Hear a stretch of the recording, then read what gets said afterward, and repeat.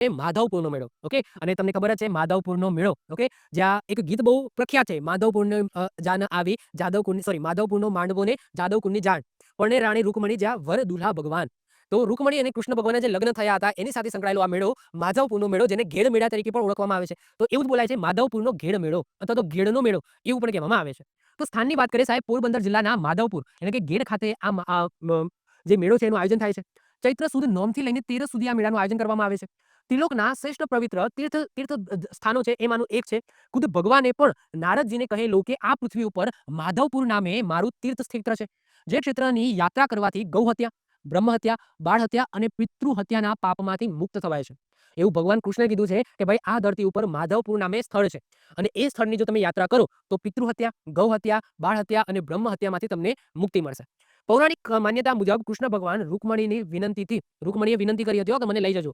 એવું નહીં કે એમની ઈચ્છા વિરુદ્ધ કૃષ્ણ ભગવાન છે એમને ઉપાડીને લઈ આવ્યા હતા, ના એવું નથી. તો રૂકમણીની વિનંતીથી એમનું અપહરણ કરીને અહીંયા આ મંદિરની અંદર લઈને આવ્યા હતા અને લગ્ન કર્યા હતા.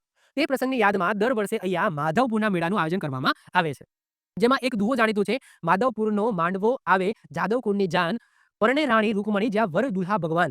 લેખક રઘુવીર ચૌધરીએ માધવપુરને સૌરાષ્ટ્રનું વૃંદાવન પણ કીધેલું છે. આગળ વાત કરીએ, જો અહીંયા તમે ઇમેજ સાથે સાથે જોતા રહેજો, આ રૂકમણી અને કૃષ્ણ ભગવાન અહીંયા વિવાહ થઈ રહ્યા છે.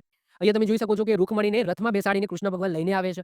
હવે વાત કરીએ કે અરે હા, લાસ્ટ સમયે તો માધવપુરનો જે મેળો થયો હતો, આ માધવપુરના મેળામાં જે કાર્યક્રમ થયા હતા બોસ મેં જોયા હતા.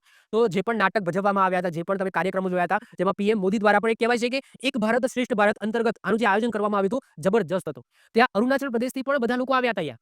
હવે સાહેબ અરુણાચલ પ્રદેશથી કેમ આવ્યા હતા? કારણ કે રૂકમણી છે એ અરુણાચલ પ્રદેશના હતા.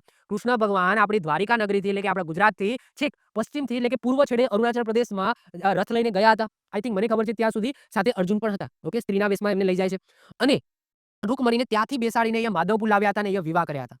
તો માધવપુરના મેળાનો ઇતિહાસ પૌરાણિક માન્યતા અનુસાર અરુણાચલ પ્રદેશમાં બિસ્મક નામે રાજા થઈ ગયો અને આ બિસ્મક રાજાને 5 પુત્ર હતા અને એક પુત્રી હતી. અને આ 5 પુત્રમાંથી એક પુત્રનું નામ હતું રૂકમી. અને આ રૂકમી છે એ આ રૂકમણી, આ જે પુત્રી છે ને એ રૂકમણી, તે રૂકમણી એટલે કે રૂકમીની બહેન થઈ રૂકમણી. એમના લગ્ન છે એ શિશુપાલ સાથે કરાવવા માંગતો હતો. રૂકમી છે એ પોતાની બહેન રૂકમણીના લગ્ન છે એ શિશુપાલ સાથે કરાવવા માંગતો હતો. એટલા માટે રૂકમણી છે, રૂકમણીને કૃષ્ણ ભગવાન ગમતા હતા. તો એ કૃષ્ણ ભગવાનને ચિઠ્ઠી લખે છે કે ભાઈ મને લઈ જાઓ, મારે લગ્ન કરવા નથી શિશુપાલ સાથે. તો એના પછી કૃષ્ણ ભગવાન છે એ આવે છે અને પત્ર જે મળ્યો હોય છે એ લઈને આવે છે, રૂકમણીને ઉઠાવે છે, લઈ જાય છે ત્યાં પોરબંદર અને ત્યાં જઈને લગ્ન કરે છે. શ્રી કૃષ્ણ રૂકમણીનું હરણ કરીને માધવપુર લઈ જાય છે અને ત્યાં બંનેના લગ્ન થાય છે. માધવપુરના મેળાની વાત કરીએ તો રાષ્ટ્રીય એકતાનું પ્રતીક ગત વર્ષ 2018માં આ મેળાને અરુણાચલ પ્રદેશથી ગુજરાત સુધીની ચિરંતન યાત્રાના ઉત્સવ તરીકે ઉજવવામાં આવ્યો હતો.